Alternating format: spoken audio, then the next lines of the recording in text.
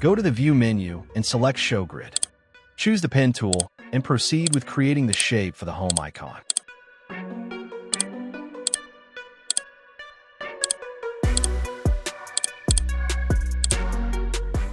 Open the Stroke panel, Ctrl plus F10, and choose a round join. Select the Curvature tool and double-click the anchor point to convert it to a smooth curve. Grab the Direct Selection tool and select the desired anchor points. Then drag the corner widgets to apply round corners. Choose the Pen tool and proceed with creating the shape. Select the Curvature tool and double-click the anchor point to convert it to a smooth curve. Select the Ellipse tool and hold the Shift key while dragging to draw a perfect circle. Select the Selection tool. Hold down Shift key and drag to duplicate. Scale it up using the Scale tool. While dragging, hold Shift. Move the circle down using the Selection tool. Draw a rectangle with the Rectangle tool. Select the upper circle. Double-click the Scale tool to access the scaling options. Click Copy to duplicate with the new settings. Select the Selection tool. Click and drag your cursor over the shapes to select them. Select the Shape Builder tool. Click and drag across the shapes you want to merge. To subtract or delete a section, hold down the Alt key or Option key on Mac while dragging over it. Use the Direct Selection tool to select the desired anchor points, and then drag the corner widgets to round the corners. Select the Pen tool and begin drawing the shape for the mail icon.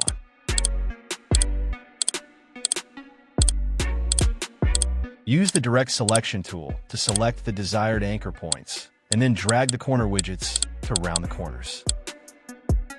Select the Ellipse tool and begin drawing the initial shape of the chat icon. Select the Pen tool and click on the path to insert new anchor points. Open the Snapping Quick Access panel and disable Align Objects to Grid. Hold Alt or Option key to temporarily switch to the Anchor Point tool. Hold Control key to temporarily switch to the Direct Selection tool. Use the Selection tool to select the shape. Select the Reflect tool and press Enter to open the Options dialog box. Select the vertical axis, then click Copy. Select the shapes. Select the Shape Builder tool. Click and drag across the shapes you want to merge. Using the Selection tool, click and drag any corner of the bounding box to scale the shape proportionally. Select the Line Segment tool, then click and drag to draw a line. Hold Shift to ensure the line is perfectly straight. Select the lines using the Direct Selection tool. Go to the Window menu and select Stroke. Select Round Cap. Select the Ellipse tool. Hold the Shift key while dragging to draw a perfect circle. Select the outer circle using the Direct Selection tool. Select the Anchor Point tool.